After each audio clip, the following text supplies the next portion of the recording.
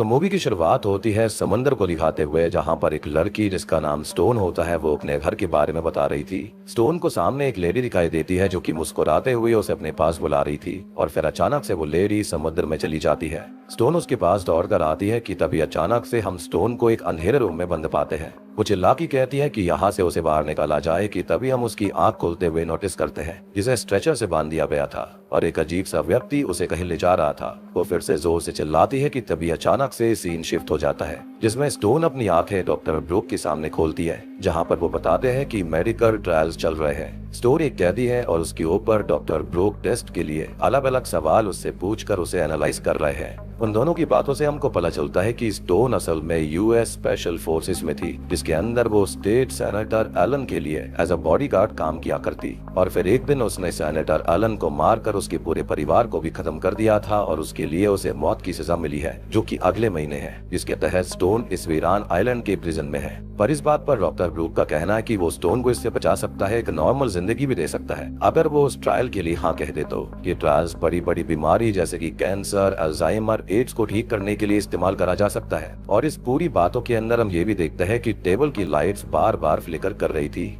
मगर स्टोन उसके प्रपोजल के लिए मना करते हुए कहती है कि ब्रूक भी उसी तरह यहाँ पर फंसा हुआ है और इस ट्रायल से कोई भी फायदा नहीं होगा। अब ये किस चीज के ट्रायल की बात कर रहा है इसके बारे में अभी हमें नहीं पता। अब तभी स्टोन के अंदर बॉडीगार्ड वाले इंस्टिंक्ट जो होता है वो ट्रिगर करते हैं। वो कहती है कि ट्रायल के नाम पर कुछ और ही किया जा रहा है, नहीं तो ये जेल इतने दूर आइलैंड पे नहीं होती। इतना कहकर वो अपनी चेयर से उठती है कि तभी एक रेवन वर्ड उनके कमरे की कांच तोड़कर अंदर आ जाती है।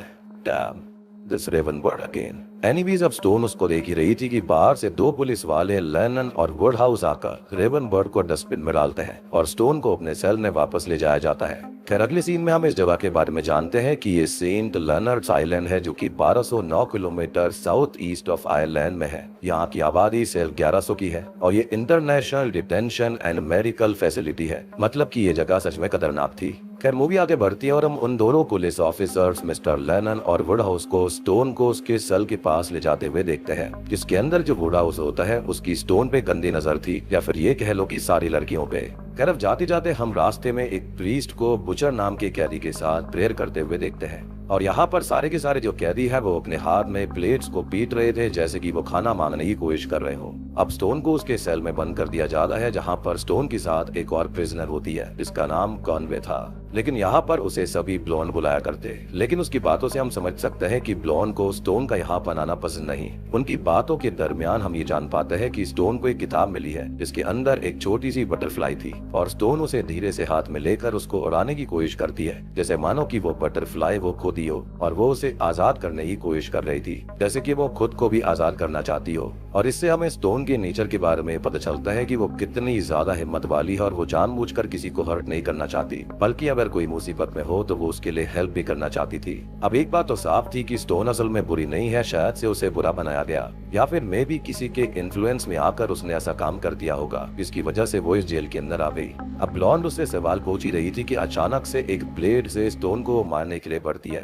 अब उन दोनों में थोड़ी बहुत हाथापाई होती है और स्टोन जैसे तैसे एक कंबल से ब्लॉन्ड के सर को पकड़कर चोक करती है, लेकिन इसी बीच उसके खुद के एंकल पर भी चोट आ गई थी। अब इतने में वहाँ पर वुडहाउस आ जाता है जो कि स्टोन को लेकर वैसे ही गुस्से में था और उसे मारने के लिए वो आगे बढ़ता है, लेकिन लेनन उसे ये कहकर रोक देता है कि पहले ये सब ब्लॉन्ड ने शुरू किया था। और बस लेनन स्टोन को लेकर हॉस्पिटल चला जाता है जहाँ पर वुडहाउस ब्लॉन्ड को चेक करता है तो वो पूरी तरह से नहीं खत्म हुई थी, उसकी पल्स अभी भी चल रही होती है। जब स्टोन को सेल से हॉस्पिटल ले जाया जा रहा था तब भी बाकी कैदी अपनी प्लेट्स को पीटने लगते हैं जैसे कि इन्हें टाइम से खाना भी नहीं दिया जाता, या फिर यहाँ पर बात कुछ और भी ज्यादा गहरी थी। अब यहाँ से सीन शिफ्ट होकर हम हॉस्पिटल की तरफ देखते हैं और डॉक्टर ब्रैग आराम से बैठकर बुक पढ़ते हुए स्नैक्स खा रही थी, जहाँ पर एक सॉफ्ट म्यूजिक चल रहा होता है। एक पुराना सा एसी भी था जिसकी हालत कुछ ठीक नहीं थी और उसके अंदर कुछ अजीब से कीड़े भी थे और ऐसे कीड़े हमें पूरी मूवी के अंदर देखने के लिए मिलते रहते हैं। यहाँ पर कुछ पेशेंट्स भी हैं जो कि बार बार वॉमिट कर रहे हैं और हॉस्पिटल को देखकर साफ पता चलता है कि किसी को हॉस्पिटल के पेशेंट्स की परवाह नहीं थी और ये सब ब्रैग के सामने चल रहा है। यहाँ पर मानो ब्रैग के लिए ये सब रोज का हो और उसे इससे कोई फर्क नहीं पड़ता। पड़ता। अब मिस्टर लेलन कहते हैं कि स्टोन को एंकल में चोट लगी है और ब्लेड से वार हुआ है, लेकिन इस बात पर भी डॉक्टर ब्रैक का कहना था कि ये तो वैसे भी मरने वाली है, इस पर इलाज करके क्या ही फायदा। पर लेलन जैसे तैसे ब्रैक को मनाकर स्टोन के इलाज के लिए उसे कन्विंस करता है। अब डॉक्टर ब्रैक, जो कि अब तक स्नैक्स खा रही थी, वो बिना अपने हाथ साफ किए चेयर को खींचकर स्टोन के पास जाती है, जिसकी आवाज से बाकी पेशेंट्स को तकलीफ हो रही थी, लेकिन एज यूजुअल ब्रैक को इससे कुछ लेना देना नहीं है। अब वो घाव को साफ करने के बजाय वैसे ही उसके ऊपर स्टिचेस लगाने की शुरुआत कर देती है, वो भी ये कहते हुए कि पेन किलर वो बाहर जाकर बेचेगी। अब तभी एसी से कुछ आवाज आती है और थोड़ा सा हिलाने पर उसके अंदर से कीड़े नीचे गिरते हैं, जिनको मारने पर वो बिल्कुल च्युइंगम जैसे चिपक गए थे और ये कीड़े भी काफी अजीब थे। इनफैक्ट यहाँ पर सब कुछ ही काफी अजीब था। खैर इतने में 2 ऑफिसर्स एक और पेशेंट्स को लाते हैं जो कि डी ब्लॉक से था, और यहाँ पर जो वुमन ब्लॉक है वो सी ब्लॉक का है और मैन यहाँ पर डी ब्लॉक में। ए और बी ब्लॉक में कौन है यह भी हमें बताया नहीं गया। खैर अब पहले तो ब्रैक उसका इलाज करने से मना करती है, ये कहते हुए कि डी ब्लॉक तो मर्दों का इलाका है और उसे मर्दों के हॉस्पिटल जाना चाहिए। फिर जब वो ऑफिसर्स ये बताते हैं कि ये डॉक्टर ब्रूक का पेशेंट है, जो कि ट्रायल के बीच से ही भागने की कोशिश करते हुए पकड़ा गया, तो ब्रैक स्टोन के स्टिचेस को बीच में ही छोड़कर झट से उस पेशेंट की तरफ अपने हाथ साफ करके ग्लव्स पहन के जाती है, और जबकि स्टोन के घाव को वो अपने जूते हाथों से ही स्टिच कर रही थी। यानी कि यहाँ पर कुछ ना कुछ तो अजीब था जो कि डॉक्टर ब्रैक बताना नहीं चाहती। अब ब्रैक पेशेंट का इलाज करने की कोशिश तो करती है, लेकिन इसका कोई फायदा नहीं था। तभी हम देखते हैं कि ब्लॉन को भी हॉस्पिटल लेकर आया जाता है और नर्स उसे बेड से बांध देती है ताकि वो हॉस्पिटल से भाग ना जाए। तभी वहाँ पर वो प्रीस्ट आते हैं और ये वही प्रीस्ट है जिसको हमने थोड़ी देर पहले बुचर के साथ प्रेयर्स करते हुए देखा था। अब ये प्रीस्ट यहाँ पर क्यों है, वाला आइसोलेटेड आइलैंड में प्रीस्ट का क्या काम था, तो इसका जवाब भी हमें नहीं मिला। अब तभी ब्रैक प्रीस्ट से ये कहती है कि अभी सब उसके बस में नहीं है, पर शायद वो प्रीस्ट फाइनल राइट्स पढ़ने लगता है। अब हम परछाई में उस पेशेंट को देखते हैं जिसकी हालत बहुत ही ज्यादा खराब हो गई थी। वहाँ पर डॉक्टर ब्रूक भी आता है जो कि स्टोन के स्टेजेस को देखकर उसका इलाज करके पेशेंट को देखने चले जाते हैं। खैर अब तभी स्टोन उसी प्रीस्ट को रोककर पेशेंट के बारे में पूछती है, लेकिन वो कोई भी सीधा जवाब नहीं देते। उल्टा वो ये पूछता है कि स्टोन इस आइलैंड पे कैसा लग रहा है, जो कि काफी अजीब बात थी, जैसे कि मैं उसको पहले से जानते हूँ। इसके बाद स्टोन उससे पूछती है कि बुचर के साथ आप क्या कर रहे थे। इसके जवाब में प्रीस्ट बताता है कि वो बस प्रेयर कर रहा था कि बुचर के सेंस की सजा उसकी बेटी को न मिले। अब रात की तरफ सीन आता है जहाँ पर हॉस्पिटल के अंदर हम कॉकरोच जैसे कीड़ों को पेशेंट्स के ऊपर चलते देखते हैं। हैरान कर देने वाली बात ये थी कि पेशेंट्स को इससे कुछ भी नहीं होता, जैसे कि वो बेसुध होकर ऐसे ही पड़े थे।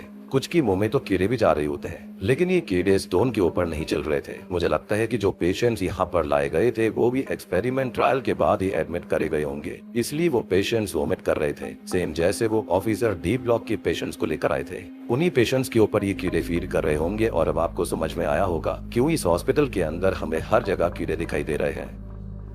तभी कुछ आवाज से स्टोन की नींद टूटती है। वो देखती है कि डी ब्लॉक का पेशेंट उठकर अजीब सी हरकतें करके एकदम से गिर गया था। डॉक्टर ब्रैक को लगा था कि वो पेशेंट पहले ही खत्म हो चुका है और अब उसकी बॉडी को हटाने के बजाय डॉक्टर ब्रैक और एक नर्स वहाँ से भाग जाते हैं। ये सब स्टोन देख रही थी और उसे ये बहुत ही अजीब लगता है। इनफैक्ट हमको भी काफी अजीब लग रहा था, पर फिर वो इस पर ध्यान ना देते हुए सो जाती है। थोड़ी देर के बाद में फिर से उसकी नींद टूटती है, वो भी किसी आवाज की वजह से। वो देखती है कि वो जो मरा हुआ पेशेंट था वो असल में ज़ॉम्बी जैसा बन गया है और वो ब्लॉन के ऊपर फीड कर रहा था। ये देखकर तो स्टोन के होश उड़ जाते हैं। वो इतनी डर जाती है, लेकिन फिर पीछे से कुछ आवाज आती है और ये लेनन था, वो स्टोन को बचाने आया था। वो दोनों धीरे से बाहर की तरफ जाते हैं, लेकिन वो पेशेंट यानी कि ज़ॉम्बी को पता चल जाता है और जैसे तैसे करके वो भागते भागते एक रूम में छिप गए थे। तब तक हम देख पाते हैं कि जो बाकी के पेशेंट भी वहाँ पर थे वो भी धीरे धीरे ज़ॉम्बीज बन रहे हैं। अब स्टोन लेनन से ये पूछते हैं कि बाकी का स्टाफ कहाँ है। इस पर हमें सीसीटीवी फुटेज के जरिए दिखाया जाता है कि उन ज़ॉम्बीज ने एक एक करके सारे स्टाफ को खत्म कर दिया था और इसी ज़ॉम्बी ब्रेकआउट के चलते डॉक्टर ब्रैक भी खत्म हो गई थी। खैर अब सीन शिफ्ट होता है और हम सेल की तरफ देखते हैं जहाँ पर सारे ही पुलिस वाले घेरा बनाकर सेल के बीच में खड़े हुए थे और वो लोग सभी कैदियों को बोलते हैं कि एक एक करके अपने सेल में लौट जाए, लेकिन कोई भी वहाँ से जाने का नाम नहीं लेता क्योंकि ऑब्वियस सी बात है कि सारे ही सारे भूखे थे और वो कब से अपनी प्लेट से पीट पीट कर कह रहे थे कि उन्हें खाना चाहिए, लेकिन पुलिस वालों को इससे कोई भी फर्क नहीं पड़ता। और तभी उनकी लीडर बुचर वहाँ पर आती है और कहती है कि यहाँ पर कोई भी नहीं जाएगा क्योंकि सबको ही खाना चाहिए और वो जानना चाहती है कि नीचे के चेम्बर में हो क्या रहा है, क्योंकि शायद वो ही हॉस्पिटल होगा या फिर दूसरे चेम्बर के अंदर भी ज़ॉम्बीज हो सकते हैं। इस पर ऑब्वियस है वुड हाउस बुचर को मारने की धमकी देकर उसे चुप करने की कोशिश करता है, पर उल्टा बुचर उसे ही चुप कर देती है, ये कहते हुए कि यहाँ पर मेजॉरिटी उनकी है और वुडहाउस को बुचर और बाकी कैदियों की जरूरत पड़ेगी। इतना कहते ही उनके पीछे के चेम्बर से आवाज आने लगती है और सभी का ध्यान वहाँ पर चला जाता है। खैर तभी हम डॉक्टर ब्रूक को देख पाते हैं जो कि किसी से फोन पर बात करता है। वो कहता है कि वो यहाँ पर और काम नहीं करना चाहता और इस आइलैंड से उसे जल्दी से जल्दी आजाद करा जाए, लेकिन सामने वाली गवर्नर उसे कुछ भी बिना बताए फोन काट देती है, यानी कि इसके अंदर गवर्नमेंट का भी इन्वॉल्वमेंट था। खैर सीन अब स्टोन पर आता है, जहाँ पर स्टोन और लेनन किसी तरह से बचते हुए सेल तक पहुँच जाते हैं। तभी हॉस्पिटल के सारे ज़ॉम्बी सेल की चेम्बर तक पहुँच गए थे और सारे के सारे पुलिस के ऊपर वो हमला कर देते हैं, जिसमें से सिर्फ वुडहाउस और कुछ पुलिस वाले बच जाते हैं, लेकिन बाकी सारे खत्म हो गए थे। तभी हम देख पाते हैं कि स्टोन और लेनन किसी तरह से बचते हुए सारे के सारे सेल्स को एक एक करके खोल रहे होते हैं। और अब यहाँ पर आपको ये भी लग रहा होगा कि अभी तो कैदी सारे के सारे सेल से बाहर थे और प्लेट को पीट रहे थे, और अब वो सेल के अंदर कैसे आ गए? तो यहाँ पर बुचर इनकी लीडर थी, तो उसका सेल कभी बंद नहीं रहता, वो बाहर घूम सकती है, लेकिन बाकी सारे अपने सेल में ही रहते थे। और लेनन जो होता है वो चाबियां बुचर और स्टोन को भी देता है ताकि बाकी कैदियों को जल्दी से खोला जा सके। और इसी बीच लेनन भी ज़ॉम्बी के साथ फाइट करते हुए घायल हो जाता है। खैर अब यहाँ पर सभी लोग किचन की तरफ जाते हैं, जहाँ पर जाने पर उन्हें कोई भी नहीं दिखाई देता, बल्कि वहाँ पर आधी कटी सब्जियां और गंदे बर्तन रखे हुए थे। किचन की हालत बहुत खराब थी, जिससे पता चलता है कि यहाँ पर भी कुछ ना कुछ तो जरूर हुआ है। खैर अब यहाँ पर ये सब कियास चल ही रहा था कि उसमें से एक कैदी बहुत जोर से चिल्लाती है और वो स्टोन के ऊपर ब्लेम करने लगती है कि तभी पीछे से शेफ आकर उसे अंधेरे में खींच लेता है और हमें बस उसकी चीखें सुनाई देती है। बाद में उसकी बॉडी के टुकड़े दिखाई देते हैं। इससे साफ पता चलता है कि यह शेफ भी ज़ॉम्बी बन गया था। और अब शायद आपको पता लग गया होगा कि क्यों वो सारे कैदी प्लेट्स को पीट रहे थे, लेकिन कोई भी उन्हें खाना सर्व नहीं कर रहा था, क्योंकि ये शेफ और बाकी किचन स्टाफ ऑलरेडी ज़ॉम्बी बन चुका था। यानी कि ये सब काफी वक्त से चल रहा है, लेकिन इसके बारे में किसी को कोई भी खबर नहीं थी, या फिर खबर होते हुए भी किसी ने किसी को बताया ही नहीं। अब ये सभी जैसे तैसे करके उसी गवर्नर के ऑफिस में आते हैं, जिससे थोड़ी देर पहले डॉक्टर ब्रूक बात कर रहा था। और यहाँ हम नोटिस करते हैं कि इसके पास एक लेडी की फोटो है और ये उसकी बहन एलिजाबेथ की थी। अब पहले तो वो सबको शूट का ऑर्डर देती है, लेकिन फिर जब बुचर समझाती है कि वार्डन यानी कि एक गवर्नर अकेले यहाँ से नहीं निकल सकती और उसे सभी लोगों की जरूरत पड़ेगी, इसके चलते वो रुक जाती है। अब सब लोग ये बात कर रहे होते हैं कि स्टोन की नजर वार्डन के टेबल पर जाती है। अब उसके टेबल पर सारे कैदियों के डॉक्यूमेंट्स होते हैं, जिसको स्टोन पढ़ लेती है। वो ये भी कहती है कि मैंने किसी चीज का अप्रूवल नहीं दिया था, लेकिन उसके डॉक्यूमेंट में लिखा था कि शी एग्रीड, जबकि ऐसा कुछ भी नहीं है। वहीं बुचर को भी एक डॉक्यूमेंट मिलता है जिसके अंदर उसकी बेटी का नाम था। वो पूछती है कि मेरी बेटी का इन सब से क्या संबंध है और वो यहाँ पर कैसे आ गए, और इस पर वो वार्डन यानी कि गवर्नर कोई जवाब नहीं देती। अब यहाँ पर एक कैदी जिसका नाम मोसेस था उसे दौरे पड़ने लगते हैं, जिसके चलते सब लोग कहते हैं कि इसे खत्म कर दो, शायद ये भी इन्फेक्टेड होगी। जिस पर बुचर कहती है कि नहीं, ये बीमार है और इसे डॉक्टर की जरूरत है। अब आगे सीसीटीवी में हम देखते हैं कि डॉक्टर खुद भी अपने टेबल के नीचे छुपा हुआ था, क्योंकि उसके आसपास भी इन्फेक्टेड पेशेंट्स या फिर कह लो ज़ॉम्बीज आ गए थे। फिर स्टोन हिम्मत करती है और कहती है कि वो डॉक्टर को लेकर आएगी। अब स्टोन निकल जाती है डॉक्टर को लाने के लिए, लेकिन इसी बीच उसे कुछ ज़ॉम्बीज दिखते हैं, जहाँ पर वो नोटिस करती है कि लाइट पड़ने पर ये ज़ॉम्बीज बिल्कुल भी मूव नहीं कर रहे थे। और यहाँ पर हमको पता चलता है कि ये जो ज़ॉम्बीज हैं वो लाइट की प्रेजेंस में स्टैचू बन जाते हैं। लेकिन ज़ॉम्बीज को ये पता चल गया था कि स्टोन वहाँ पर है और वो उसकी तरफ बढ़ने की कोशिश करने लगते हैं, लेकिन लाइट चालू होने की वजह से वो उसके पास नहीं आ सकते थे। और इसी बात का फायदा उठाकर वो वहाँ पर गिरे हुए सारी गन्स को ले लेती है और आगे बढ़ने लगती है।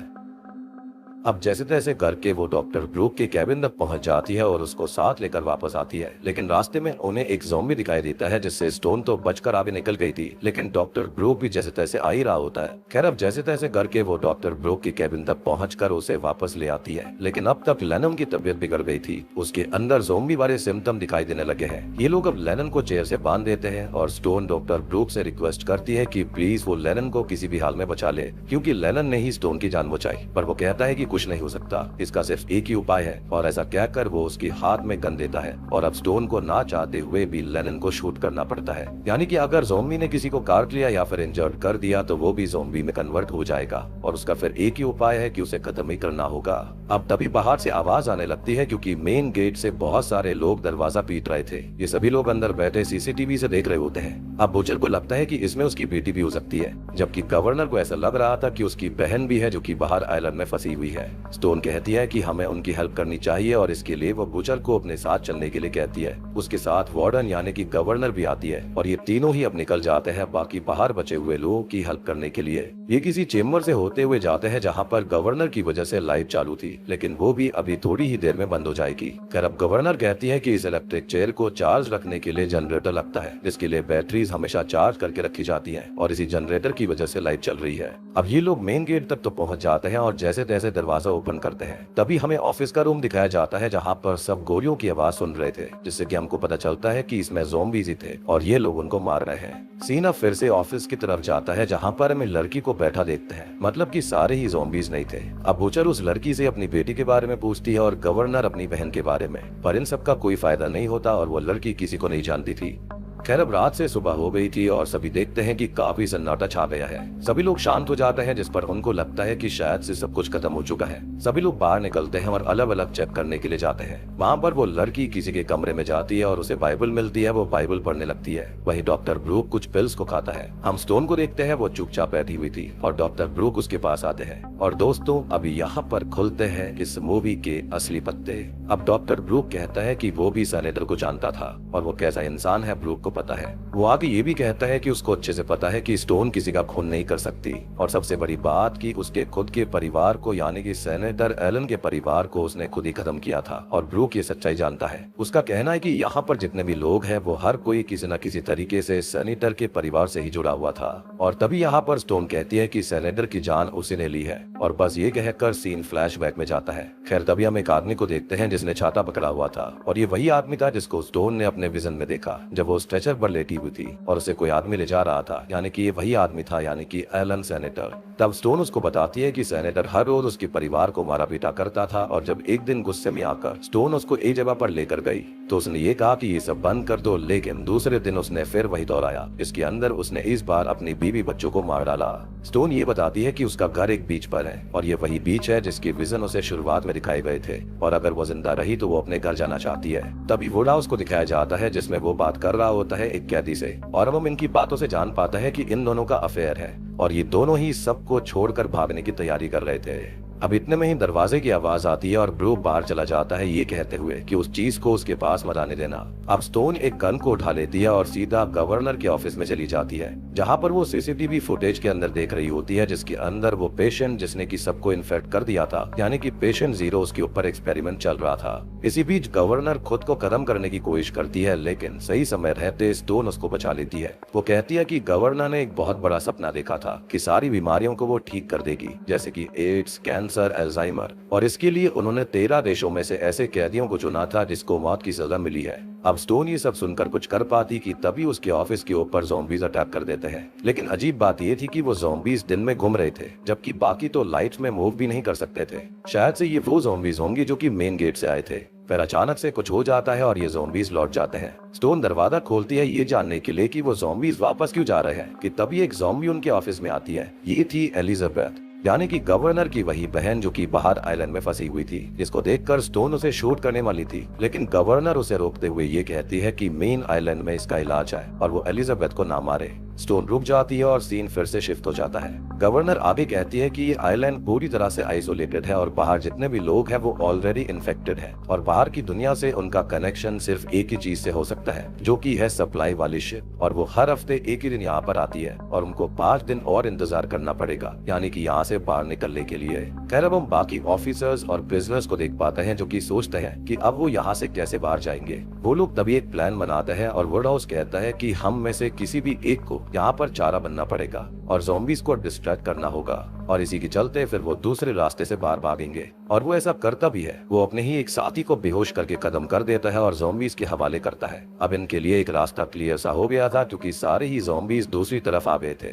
तो ये सभी लोग भागने लगते हैं। अब तक वुड हाउस ने एक एक करके जितने भी उसके साथी थे उन सबको ज़ॉम्बीज का चारा बना दिया था। इसके बाद हम एलिजाबेथ को बना हुआ देखते हैं जिसको स्टोन खींच कर ले जा रही है और उसके साथ गवर्नर भी थी। ये लोग बुचर, कुछ कैदी और वुड हाउस को देखते हैं। अब स्टोन बाकी लोगों के बारे में पूछती है, जिस पर बुचर उसे एक एक करके चारा बनाने वाली बात बताती है। वुड हाउस का शुरुआत से ही यही प्लान था, बस वो और उसकी गर्लफ्रेंड भाग पाए, और इसके लिए उसने सबको अपने साथ रखा।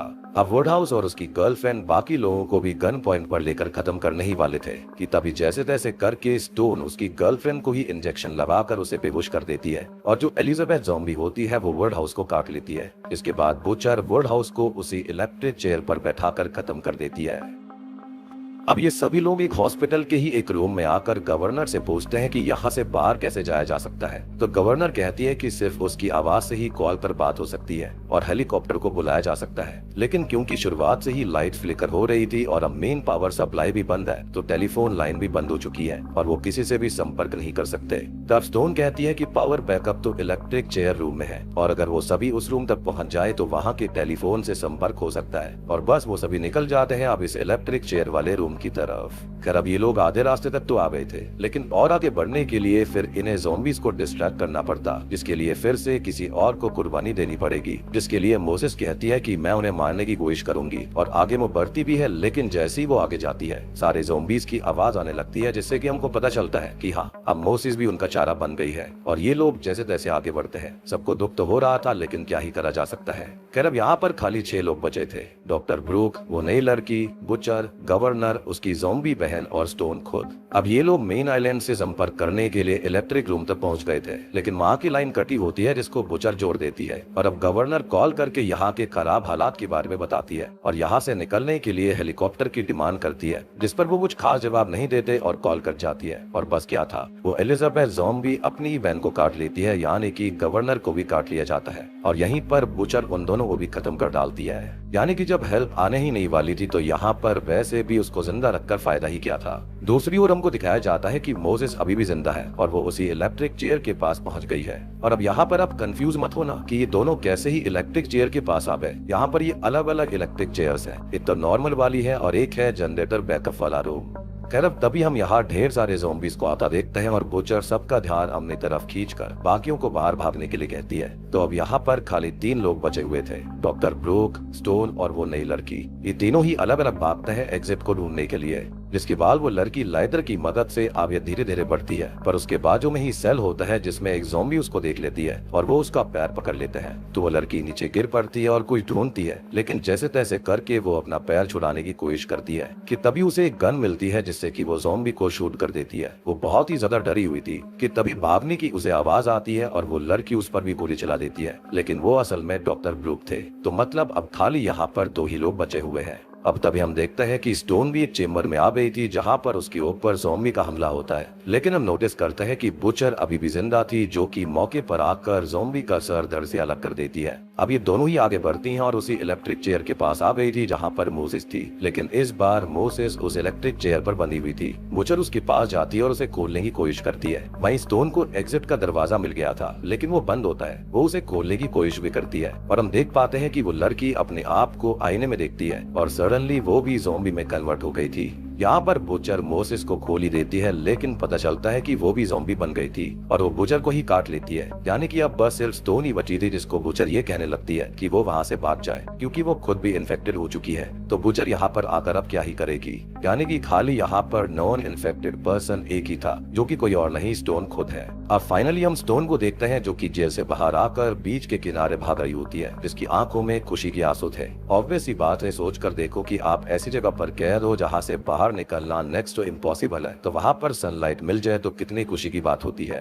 अब वो इस खुशी को एक्सपीरियंस कर ही रही थी कि उसके सामने हेलीकॉप्टर आता है, यानी कि उन लोगों ने उनकी बात सुनी थी। अब वो ऑफिसर्स उसको रेस्क्यू करके हेलीकॉप्टर में बैठा कर ले जाते हैं। खैर अब एंडिंग सीन में हमको दिखाया जाता है कि हेलीकॉप्टर वापस जा रहा था और स्टोन ऊपर से उस आइलैंड को, उस प्रिजन को देख रही होती है। खैर वो आंखें बंद करके सोचती है उसी लेडी के बारे में जो कि हमको शुरुआत में दिखाई गई थी, जो कि शायद से उसकी खुद की माँ होगी, और वो उसके साथ बीच पर बहुत ही ज्यादा अच्छे पलों को याद कर रही थी। लेकिन ये मूवी अभी भी खत्म नहीं हुई है, क्योंकि स्टोन जब ये सब सोच रही थी तभी उसका ये सपना टूट जाता है, क्योंकि उसे अपने अंदर ज़ॉम्बी वाले सिम्टम्स दिखाई देने लगते हैं। यानी कि कहीं ना कहीं उसके अंदर कोई ना कोई छोटा मोटा स्क्रैच लग गया होगा। इसी के साथ में पेशेंस ऑफ अ सेंट या फिर इनमेट 0 मूवी यहीं पर खत्म हो जाती है। अब देखो प्लॉट काफी सिंपल सा है। ये जो आइलैंड है यहाँ पर काफी सारे कैदियों को रखा जाता है जो कि काफी ज्यादा खतरनाक होते हैं। लेकिन यहाँ पर ऐसे स्पेशल 13 क्रिमिनल्स आए थे जिनको मौत की सजा हुई थी, जिसके अंदर एक स्टोन भी थी। इनके ऊपर कुछ ना कुछ एक्सपेरिमेंट चल रहे थे जिसके चलते ये लोग किसी बीमारी का इलाज ढूंढ रहे थे। लेकिन अल्टीमेटली होता यह है कि एक्सपेरिमेंट गलत चला जाता है, जिसके चलते पेशेंट जीरो जो होती है वो यहाँ पर ज़ॉम्बी में कन्वर्ट हो जाती है। और उसके बाद में ऐसा होता है कि वो सबको ही काट कर ज़ॉम्बी में कन्वर्ट कर चुकी थी। और यहाँ पर दो टाइप के ज़ॉम्बीज थे, एक वो जो कि इस सेल के अंदर थे जहाँ पर लाइट्स काफी कम थी, जिसके चलते वो लाइट्स में रुक जाया करते। एक दूसरे टाइप की ज़ॉम्बीज थे जो कि बाहरी आइलैंड के ऊपर थे, जिनको लाइट से कोई भी परेशानी नहीं थी, जिसके अंदर एलिजाबेथ खुद होती है, यानी कि उस गवर्नर की खुद की बहन। बात रही सेनेटर के बारे में जिसको यहाँ पर स्टोन ने खत्म कर दिया था, तो वो असल में अपने परिवार के ऊपर काफी ज्यादा जुल्म ढाया करता था, जिसके चलते अल्टीमेटली स्टोन ने उसको खत्म कर दिया और उसके चलते ही वो यहाँ पर आई थी। यानी कि उसकी ये मजबूरी रही थी जिसके चलते उसने सेनेटर को खत्म किया था, अदरवाइज वो ऐसी बिल्कुल भी नहीं थी। लेकिन अंत में वो खुद भी इन्फेक्टेड हो जाती है और मुझे ऐसा लगता है कि या तो वो हेलीकॉप्टर के अंदर सबको काट लेगी या फिर वो यहाँ पर खुद ही वहां से नीचे कूद जाएगी, जिसके चलते किसी और के साथ ऐसा ना हो। या फिर ये भी हो सकता है कि अब शहर में जाकर ज़ॉम्बी ब्रेकआउट हो जाएगा। साथ ही साथ यहाँ पर प्रीस्ट वगैरह भी थे, बाइबल वगैरह भी थी, तो हो सकता है कि ये कोई डिमोनिक वायरस भी हो सकता है जिसके चलते यहाँ पर ये ज़ॉम्बीज नहीं बल्कि डीमंस में कन्वर्ट हो रहे थे। जैसे कि मैंने एक मूवी देखी थी, उसके अंदर एक डीमन को कैद करके रखा गया था जिसके अंदर से बहुत सारे ऐसे एक्सपेरिमेंट्स करे गए थे जिसके चलते उसके सेरम को लोगों के अंदर लगाया जा रहा था जो कि खुद भी डीमन में कन्वर्ट होते जा रहे थे। तो हो सकता है कि यहाँ पर ये चीज भी हो रही हो। बाकी उम्मीद करता हूँ कि आपको फिल्म समझ में आ गई होगी, पसंद आई होगी। यहाँ पर बिल्कुल प्लॉट सिंपल सा है, कुछ भी ज्यादा दिमाग लगाने की जरूरत नहीं है। तो उम्मीद करता हूँ वीडियो पसंद आई होगी। पसंद आई है तो वीडियो को लाइक कर दीजिए, चैनल के ऊपर नए हो तो सब्सक्राइब कर लेना।